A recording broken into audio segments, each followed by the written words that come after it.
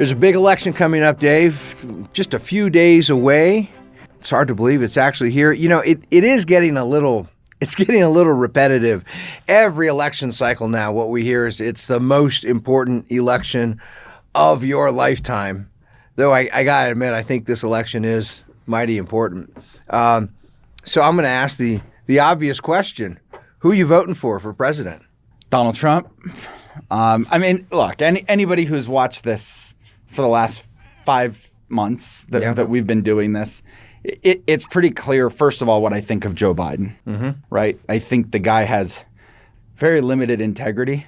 He has spent 47 years in office and has done nothing but harm fellow citizens as a progressive, as we've talked about more than anything. Let me ask you a question about that. There are citizens out there who would, many, who would hear what you just said, and if they are in any way sympathetic to Joe Biden, they would push back and they'd say, how can you say Joe Biden doesn't have any integrity? Have you heard some of the terrible things Donald Trump is, he mocked a crippled journalist. He was caught on record saying ugly things about women. How can you say you're going to vote for Trump and Biden doesn't have integrity? How would you respond to that? Well, the integrity conversation isn't about them personally. I don't really care about personal opinions of either of them. I care about their integrity and how they use policy and how they use their office. I care about the integrity of the office itself. Hey, maybe we should coin a new phrase here. Okay. And I'm just brainstorming. Okay. But we're in the company of the Vino Veritas Society. Maybe we should start talking about the constitutional integrity, right? In other words, there's the personality and the personal character of politicians, but what should matter most is the constitutional integrity. What is the level of their fidelity to the Constitution? I like that a lot. And you're suggesting Joe Biden has very little constitutional integrity. Right. Well, look back over his 47 years and tell me how many times he's sat there and said, well, the Constitution says this and has proven that he understands what it means. Right. And has done that. Now, there's the Joe Biden pushback, right? And I almost regret that I started with the Joe Biden pushback because I think as much as some and more than most, I actually like Donald Trump. Maybe this is the New Yorker in me, right? I might have been born and raised in Denver, but there's a large portion of my family from New York, and I have a little bit of that mentality. But I like Donald Trump. I like the spiritedness. I like the feistiness. It's the same thing we talk about that we expect out of ordinary citizens, right? We want them to be feisty, spirited, passionate, aggressive when they know they're following the right civic path. I'm going to ask you a follow-up question because, again, there are so many of our fellow citizens who, for those who are inclined away from Trump, those who are planning on voting for Biden or already have, because there's so much early voting this election cycle, many of them cannot understand, they can't get their mind around how anyone could possibly like anything about Donald Trump, because what they see is all terrible. Everything is bad. Everything is horrible, right? They take those moments where he has said some rude, crude things, and then they extrapolate. Well, that's his entire personality. When you say you like him, are you saying you like everything about him and you love and admire every tweet, every utterance, everything he's ever said and done? If I said that about anybody, if I find that person, I'm going to marry that person, right? Like if there's anybody on this planet that I could say I love every single thing that they do and no, I mean, it's irrational to believe that you have to agree and believe in everything that they do. But what I don't care about is I don't care if our president is out petting puppies. I don't care if our president is out smiling, shaking hands, and kissing babies. It's not important to me. What's important to me is are they creating an ecosystem?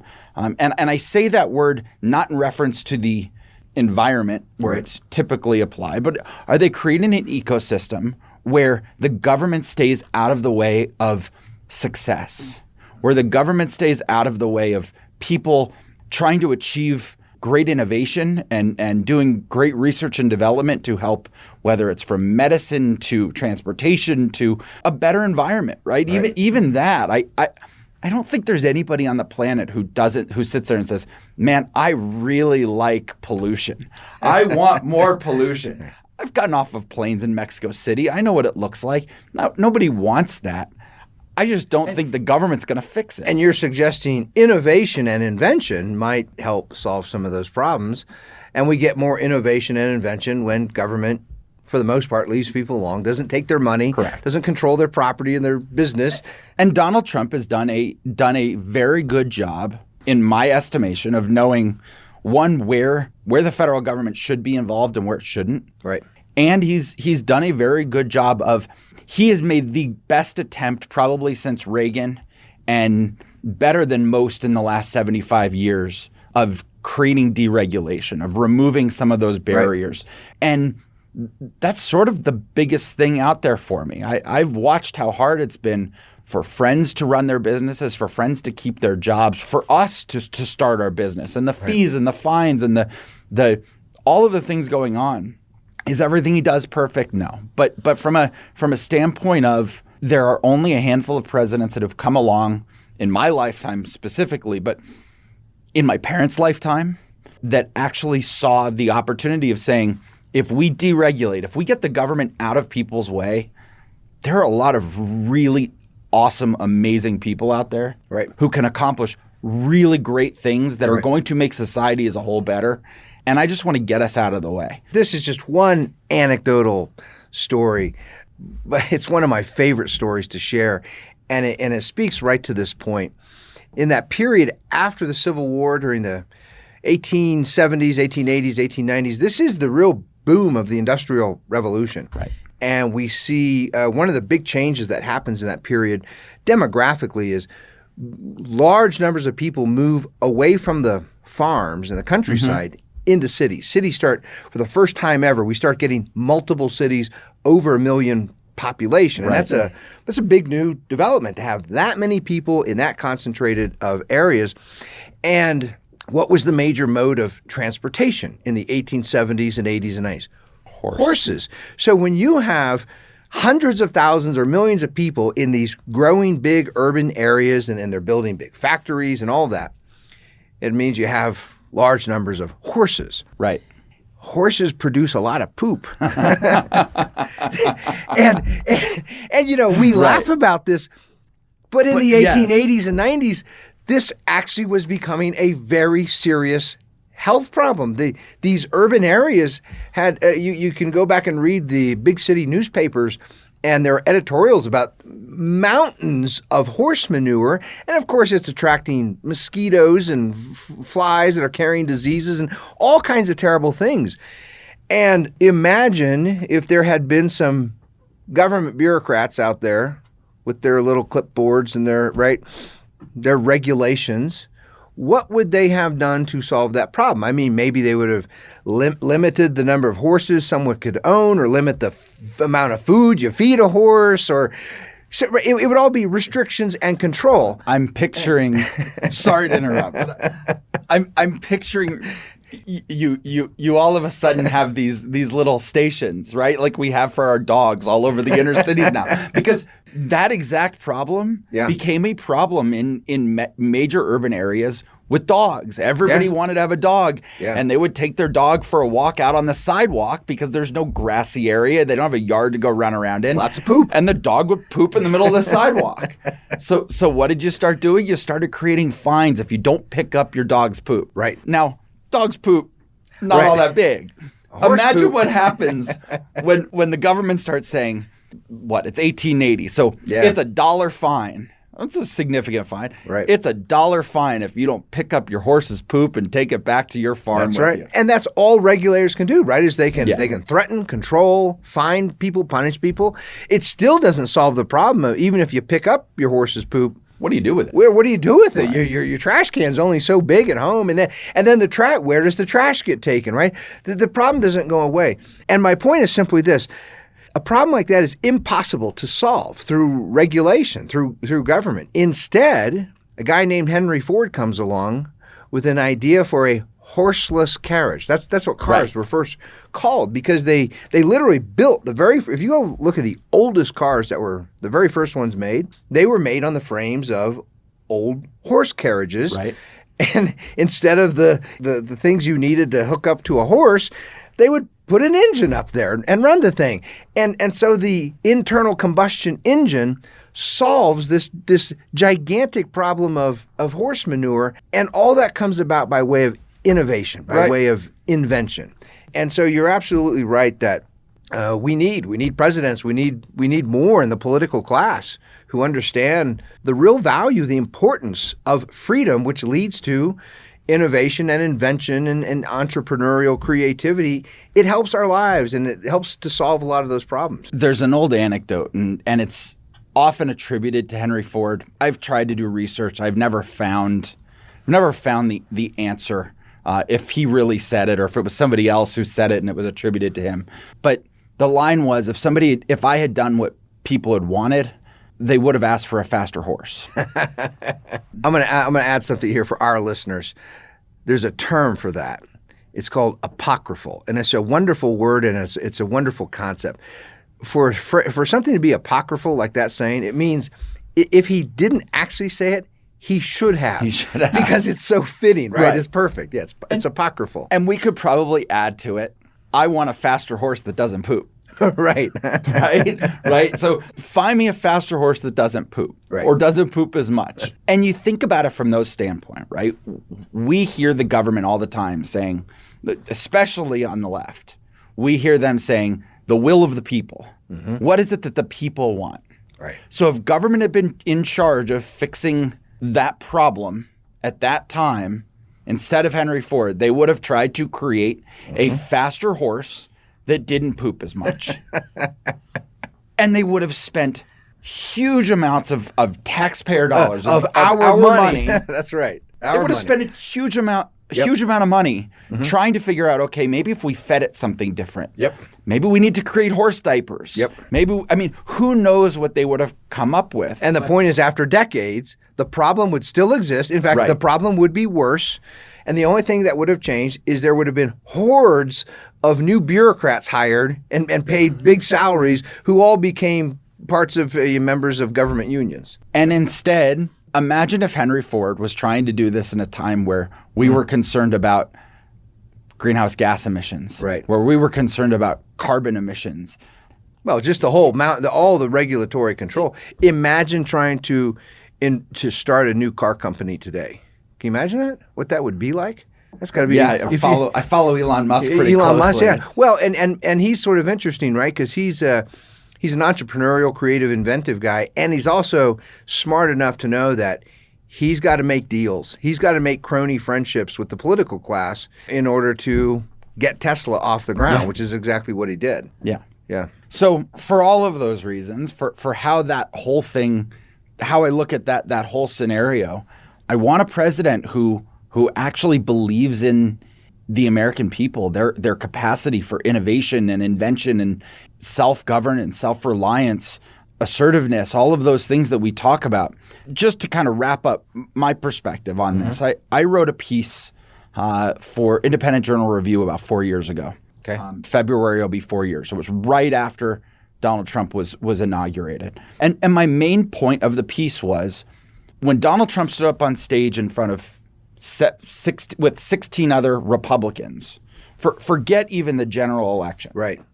When he stood up on stage during that primary in 2015, 2016, Donald Trump was the only one on that stage who really showed a desire for a race to the top. He wasn't showing this concern of we need to slow everybody at the top down because we need to make sure that everybody can keep up and that everybody's being taken care of. He was saying that there's a greatness in this country. There's a greatness in the American people. There's a spirit in the American people, and we need a race to the top. And I compared it to an Obama program in education where he actually called it the race to the top, but was nothing more than a race to the bottom. Right. And I think most Americans embrace this idea of give me the opportunity to go do something impressive, inventive, unique, special, and I will go take advantage of that. I think most people do. I have a couple of responses. One's going to be a bad analogy, and that is we've talked often about the sports as an analogy. If you think about sports and think of an entire sport, not just one team, but an entire sport. And I said you have two options. One is to go out there and try to train and somehow help the lowest performing players in that sport. Or the other option is encourage the elite few to raise the bar even higher. Right. Whether they're hitting home runs in baseball or hitting 3-point shots in basketball or throwing touchdown, passes in football, whatever it is, encourage the elite best ones to achieve even more, raise the standards higher. I would push for the latter. Absolutely. For the few best, because when they do that, they're showing everyone else who's playing, as well as every kid who someday wants to play at the professional level, what's possible. This is what human beings can actually do. Let's personalize that a little bit. I think back to that summer of McGuire and Sosa on the home run chase. And I think we have enough people in our audience who probably remember that. And that was like 87, 88? Oh, no, much later. 02, 01, 02. I'm getting old, Dave. McGuire was with the Cardinals at this point. Okay, all right. 87, that was McGuire and Canseco's run to the to the series with Oakland. McGuire and Sosa, imagine they were going in every game thinking, we're in this race both to break the all-time home run record. Yeah. Imagine if their mindset when they went to the ballpark every day was, we have this pitcher. We're both playing for the National League. We've got this pitcher. I need him to get more hits today.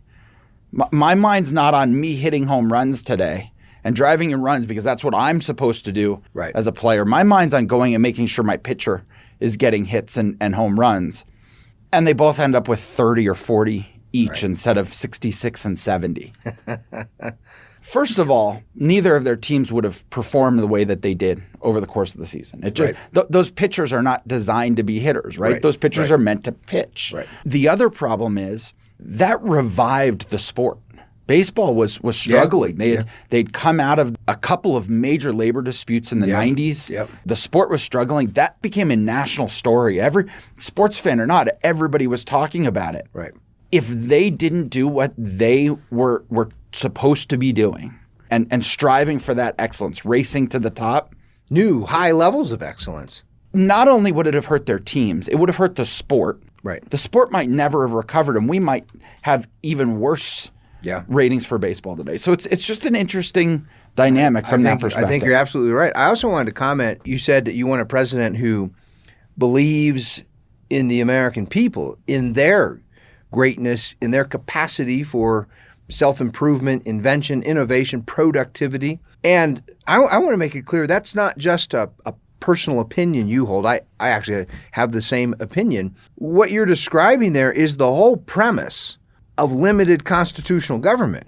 The premise of limited constitutional government is human beings are these amazing, creative, productive, self-reliant beings as long as you don't tyrannize them, as long as you're not beating them up and taking their stuff and torturing them and enslaving them, as long as they are secure in their freedom, in their property. Wow, it's impressive what human beings can do. That's the premise of constitutional government. If you start with that view of human nature, that human beings can be really creative and they can do amazing things, it follows from that government should have a very limited purpose, just protect their liberty, protect their property, and therefore government should have very limited power, which is why you might write down in a constitution, here are the few powers.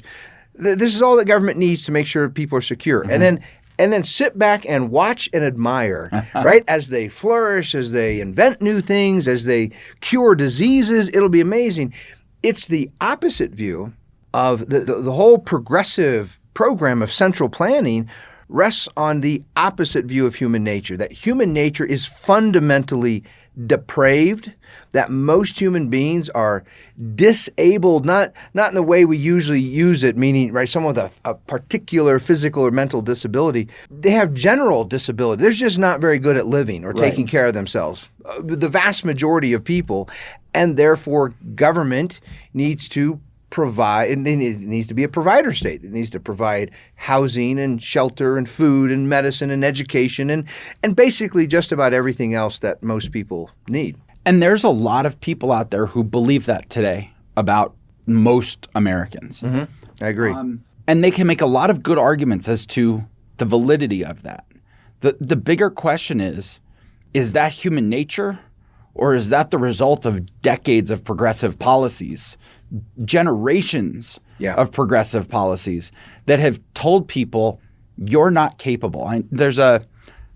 I'm not remembering her name right now, but there's a great woman on Instagram that I follow, Black woman. I believe she's running for Congress next week. She'll be on the ballot next week in another state. And she pulled her kids out of public school when the public schools started teaching critical race theory. Mm-hmm. And she said, excuse the language, I'll be damned if you're going to tell my Black children that they are not capable of being anything that they put their mind to strictly because of their skin color.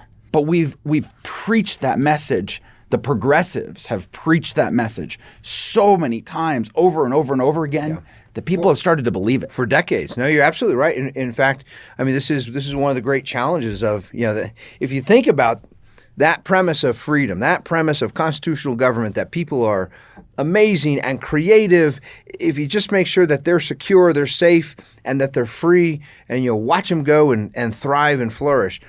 And you contrast that, the American idea, the idea of the American founding, with the kind of culture, the kind of ethos that's created from progressive policies and the progressive way of thinking. It's a kind of downward spiral because what happens is you create programs that incentivize dependency, and growing numbers of people actually become dependent. Right. And as they become dependent, they're less independent, they're less creative, they're less productive.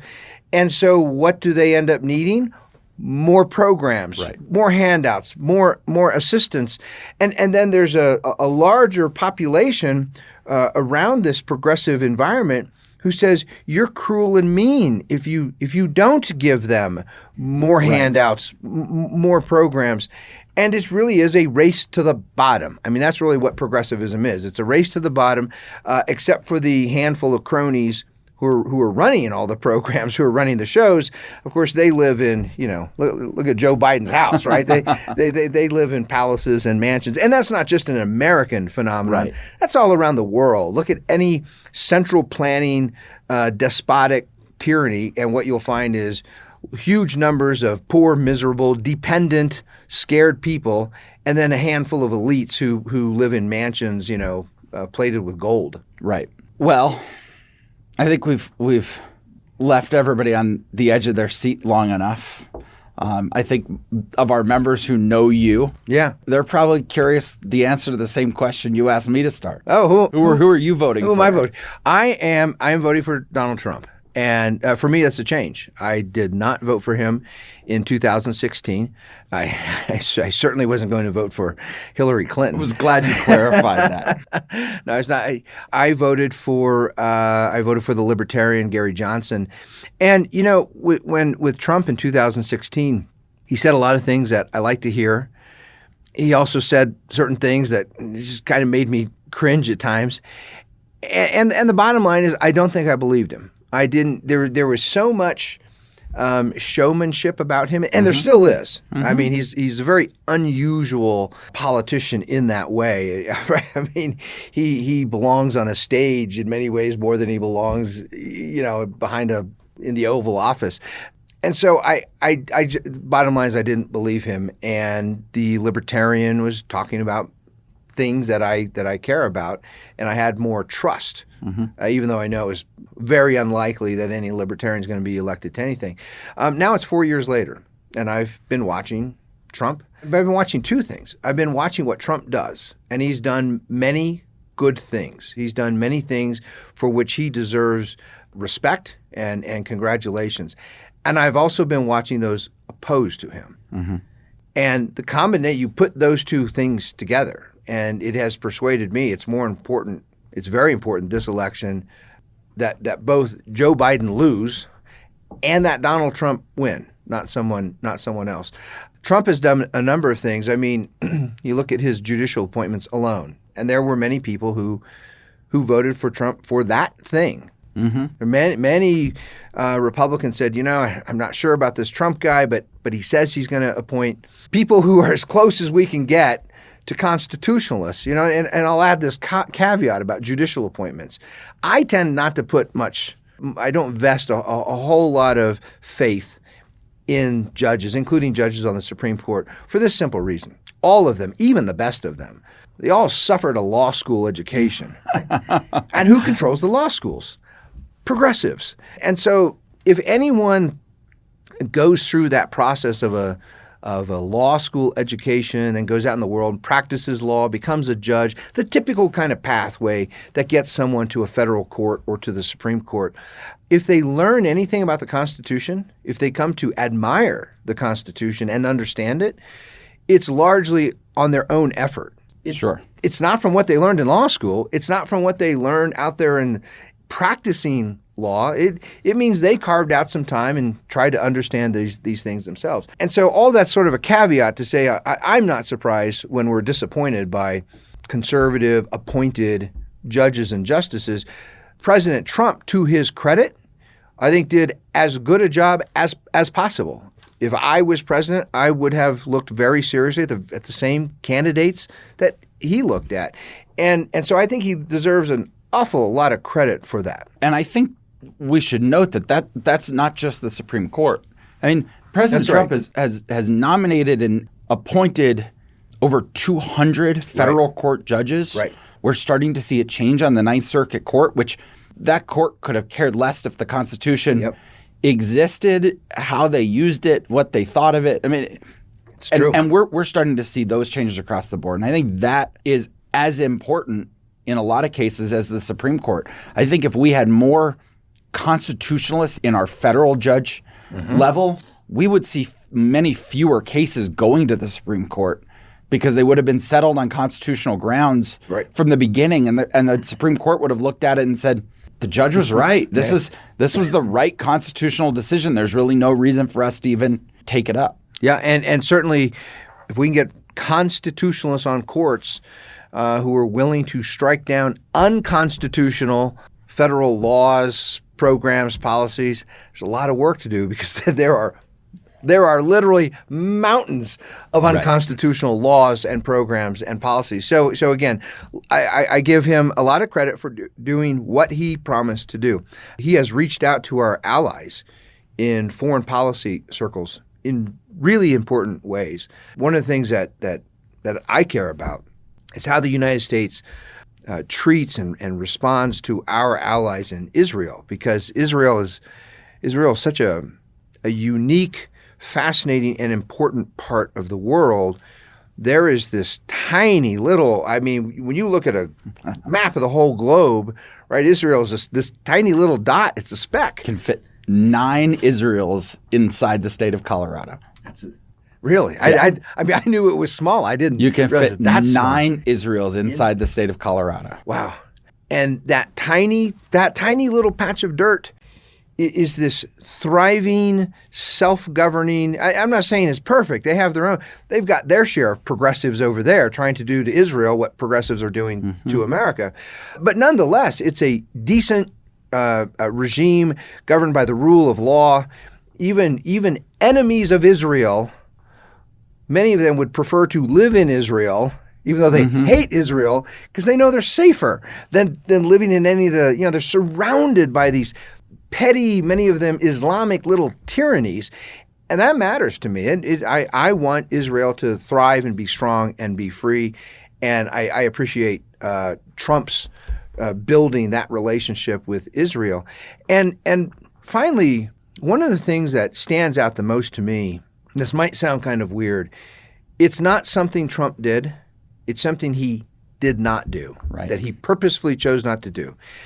We are now, nearing the end of 2020, and everyone knows this has been a bizarre, strange year for many reasons. But of course, at the top of everything is COVID, and COVID offered a perfect opportunity to a power-hungry, progressive president. If we had a power-hungry, progressive, imagine if Hillary Clinton was president right now. There is no question in my mind that she would have instantly used COVID as an excuse to expand greatly the already very great powers of the federal government and implement all kinds of federal control over our lives, our businesses, our properties. Imagine what Governor Cuomo in New York, I mean, I don't know if people realize the amount of death that man is responsible for he tried to handle COVID within New York in a kind of central planning model. And the problem is his plans are bad. He was sending sick old people to nursing homes who would then infect entire nursing homes. And all these old people in nursing homes were dying, tens of thousands of them. I had an aunt in one of them. Yeah, I had a great aunt in one of them. She's sorry no to hear longer that. with us. Right. And that's on Cuomo. And imagine if that kind of progressive central misplanning, mismanagement happened not just from a governor in one state, but from a president all across the United States. The results could have been utterly disastrous. And instead, we have a president who recognizes there is a constitutional separation of powers, a really important separation of powers between the national government. There are only a few powers granted to the national government, and most of those involve things like national security, national defense. The traditional police powers, that's the power of government over things like the health, the welfare, the safety of citizens, that is reserved to state and local governments. And that is a constitutional design of our regime. And the sitting president, Donald Trump, he recognized that and he honored that. And he said, look, he did certain things that he could do. He stops people from China where the virus is emanating, right, from coming in and things like that. But in terms of domestic policy, he said that's up to you governors and you mayors, because the truth is the situation in New York is different than in South Dakota, and it's different than in Florida and California. In different places, they have different needs, different demands, and so you handle it in your local communities. We were talking earlier about constitutional integrity. A president who has constitutional integrity, that is absolutely the right thing to do. And that way, if a governor or a mayor makes a mistake, causes damage the way that Cuomo did, number one, the damage is confined to one state or one city. That's better than having it spread all across the United States.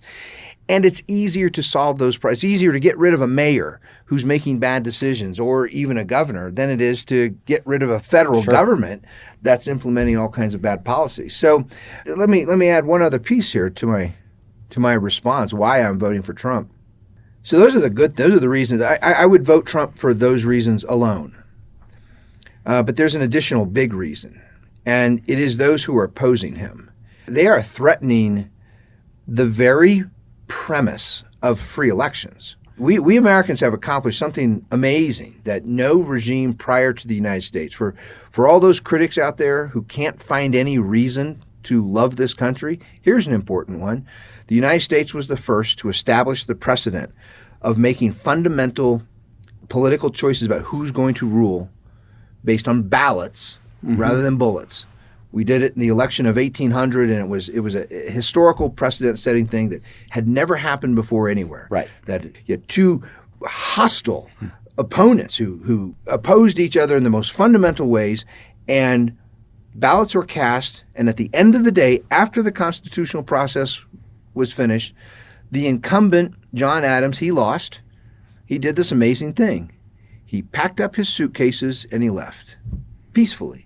And he was unharmed, unmolested. He wasn't executed. He wasn't excommunicated. He wasn't in prison. Nothing happened to him. And the winner, Thomas Jefferson, went into office, was inaugurated, became the next president.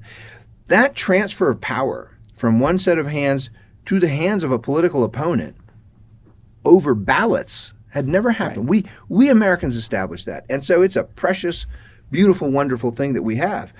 We have large groups of progressives today who are threatening that very premise, that very foundation of free elections. On the one hand, we have roving bands of progressives out burning cities, Right. threatening physical violence if their candidate doesn't win. On my ride here this morning, I was watching, right, where we film in a building blocks from the Denver Capitol. Right. We are in the heart of downtown Denver. And as I was driving here today, I am watching business owners board up their windows. Yep. I am watching business owners closing down, giving up the next few weeks worth of income, of revenue, of their business, of their livelihood, because they are so terrified of what's going to happen on election night. We have a mutual friend. I'm not going to mention his name on the podcast. He lives down in Columbia, Right. and he put up a $1,000 bet this morning. I saw that. He will bet anyone $1,000 that if Joe Biden wins, there will be no violent rioting. If Donald Trump wins, there will be violent rioting. I don't know if anyone has taken him up on his bet or not, but there's a lot of truth to it. I saw a lot of people on that trying to qualify what violent rioting was, just because they knew in some form or fashion he's right. But let me Right. see if I can finagle my way into something. That's not an environment for free, peaceful elections to be smashing and burning people's property and threatening to hurt them, Yeah. to assault them, rape them, murder them. If my guy doesn't get elected, those people need to be taught a really important lesson. You don't get to threaten your way through violence to an electoral victory of a president. There's another group of progressives. These are unelected bureaucrats. They form what the early progressive social scientists back in the 1880s and 1890s, what they called the permanent government. When they envisioned this kind of bureaucratic state, right, and all these experts regulating our lives, they often use the phrase the permanent government to describe it because those bureaucrats, their jobs, their power would be unaffected by elections. No matter who wins as president or who's controlling Congress, right? The regulators at the EPA, at OSHA, at the Department of Education, they stay there and they're just going to keep doing what they do. So they're the permanent government. And those bureaucrats, they've had the audacity to use the power of our government. That's our government. It's not theirs. It does not belong to them. They're employees. They're public servants. They have used the power of our government to try to undermine the results of our election in 2016 in multiple ways, and they're using the power of our government to try to sway the election of 2020. They too need to be taught a very important election. Yeah. You in government, you bureaucrats, you public employees, you don't get to use the power of our government to decide who our president is going to be. We, the people, are going to decide who our president's going to be. Well, and let's go back to the John Adams comment, right? I don't want to gloss over that so quickly. John Adams packed up and left. And then John Adams did something even more unusual. John Adams befriended Thomas Jefferson. These hostile, angry, telling the public, if he wins, if that other guy wins, the country is over before it started. Yep. And then they became friends. And he said, we're done, but let's continue the conversation. Let's continue to try to make America into what the Declaration wants it to be. That's right. And that was 1800. 1801, I guess, is when he would have moved out. Right. Let's fast forward 160 years. 60 years. Oh, right, 60 years. 1800 to 1860. Yeah. 60 years. Fast forward 60 years. Yeah. Lincoln gets elected. Yeah.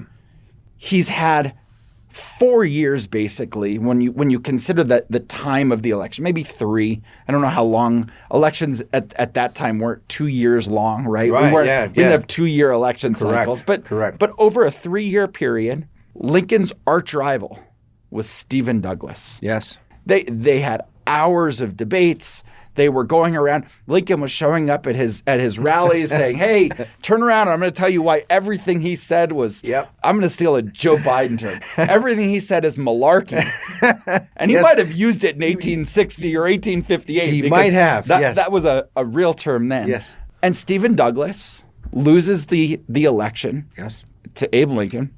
And with his own money, goes around. We just talked about this last night. Yeah.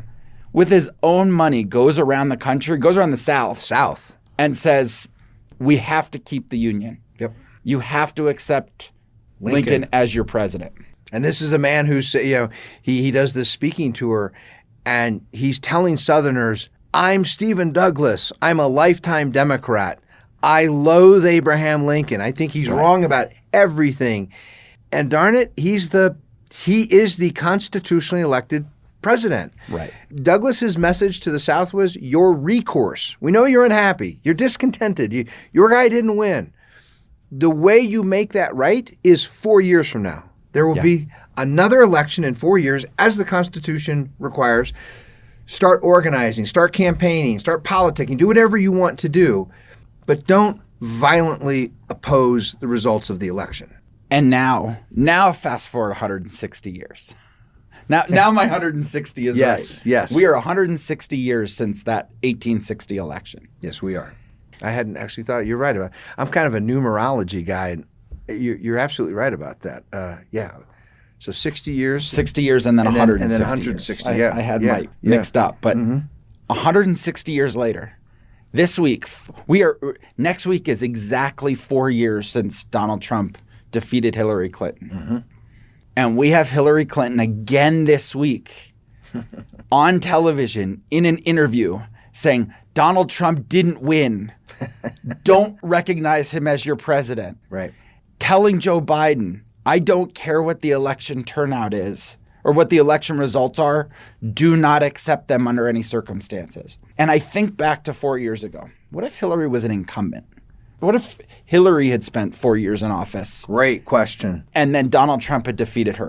Would she have left? The exact same scenario, right? Yep. The claims about Russia, the claims about the purported national popular vote, because that doesn't actually exist. That's not actually a thing. It's a figment of the media's creation. Right. Would Hillary Clinton packed up her bags and left the Oval Office, left the White House, left the West Wing, or would she have called the generals and said, surround this place? Right.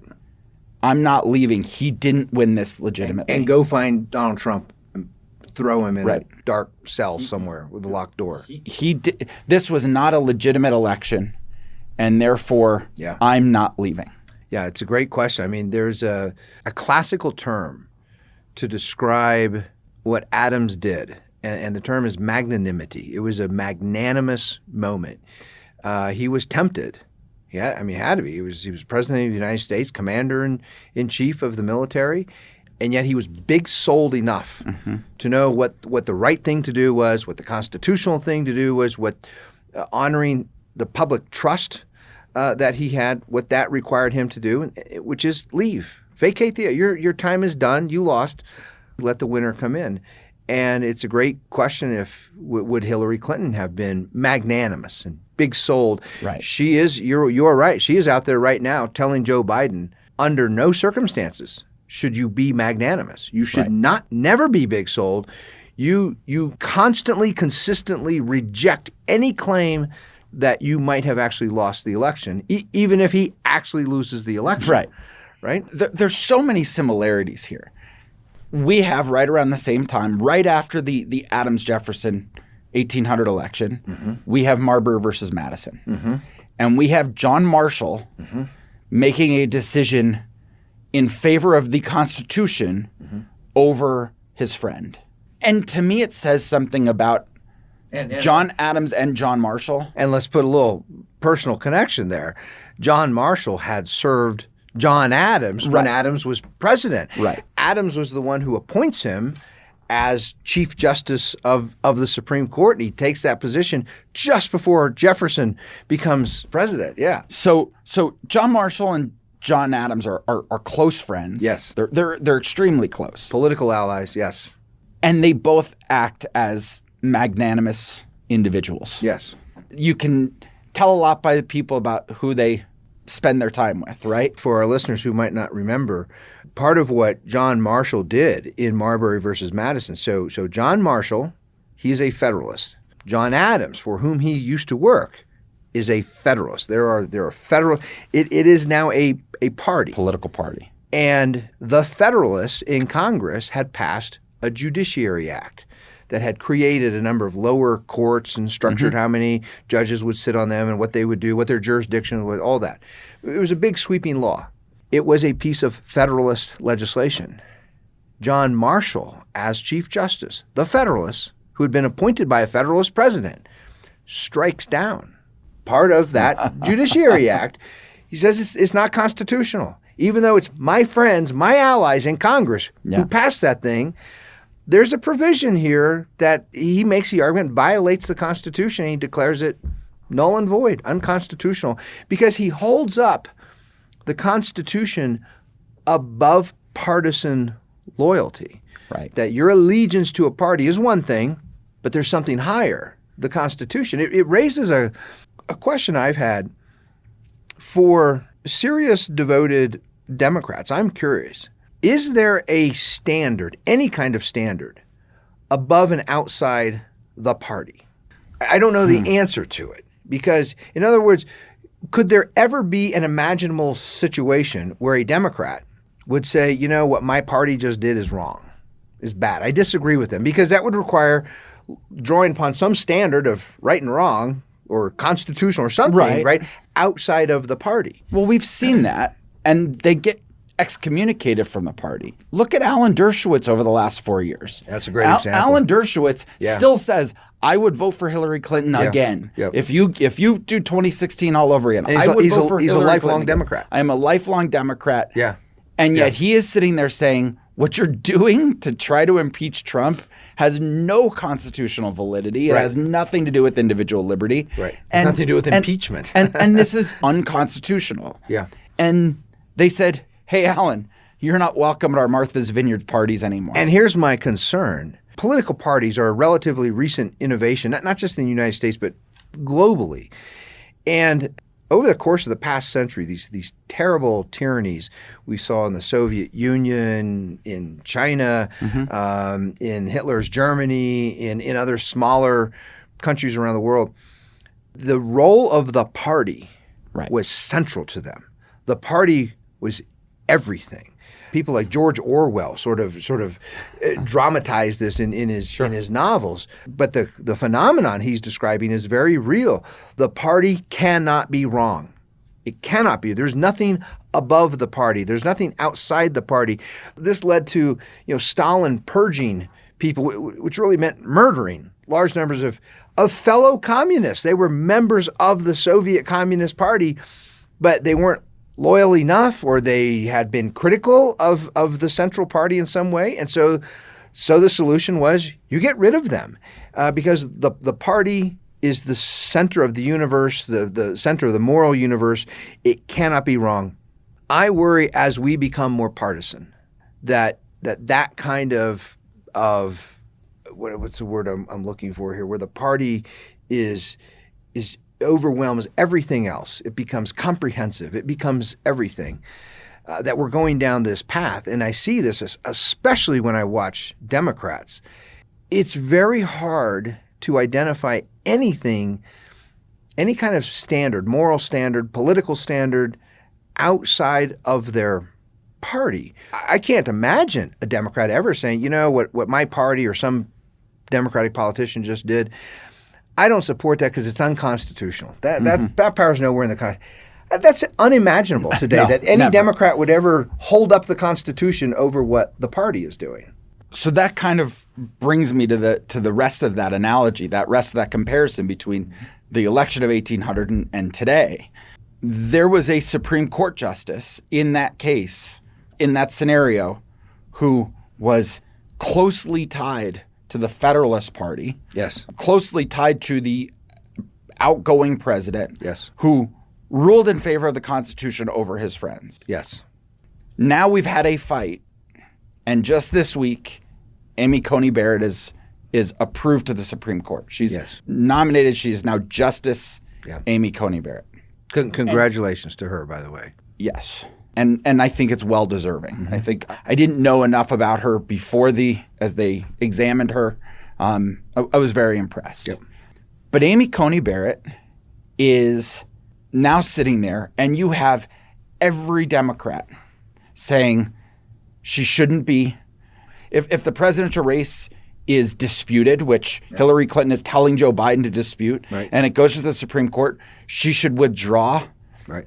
They would technically like Kavanaugh, Gorsuch, and Amy Coney Barrett to all withdraw from the proceedings, because they can't possibly be unbiased towards Trump because he nominated them, which is the complete opposite of what they stand for and what John Marshall stood for. And the Democrats would have preferred a nominee who was just going to side with the party. They wanted a progressive in there because they want this living constitution that we're not constitutionalists. We're doing what's best for the country. We need to determine what's best for the country. And that's... And let me offer a little counter example. There was a case came down, I believe this summer, and I can't remember the name of it. The majority opinion was written by Justice Gorsuch, one of Trump's appointees to the court. And it involved, I don't want to get down into the weeds, it involved lawsuits for discrimination in employment for homosexuals and transgendered people. LGBTQ. And what it all boiled down to was, does the 1964 Civil Rights Act prohibit that kind of discrimination? Now, it doesn't. What it says is you can't discriminate according to sex. Right. And what that meant in its original context was male versus female, right?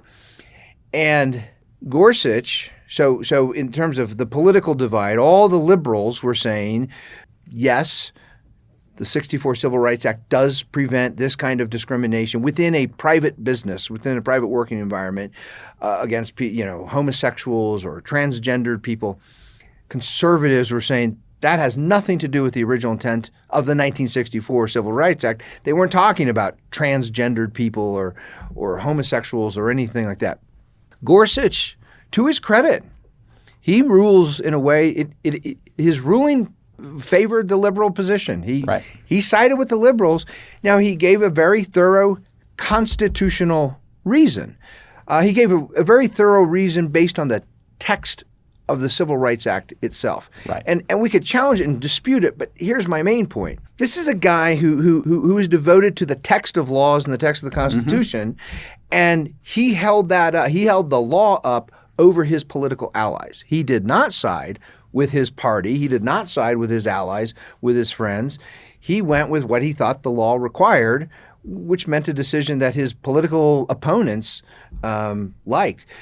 It is impossible for me to imagine a scenario where a liberal justice would write a majority opinion for a case based on the text of a law or the text of the Constitution that results in a conclusion that's favorable for conservatives.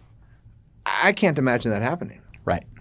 And that goes to that, the party allegiance is everything. It trumps even the Constitution itself. And that's why we need constitutionalists as judges. It's why we need more constitutionalists in Congress, honestly.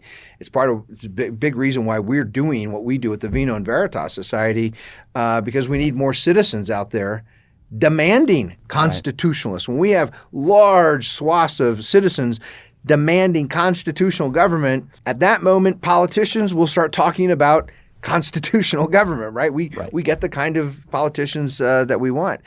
And so for all those reasons, I'm quite proud of the justices that Donald Trump has picked, and is one of the reasons I'm voting for him. And I think that brings us full circle, right?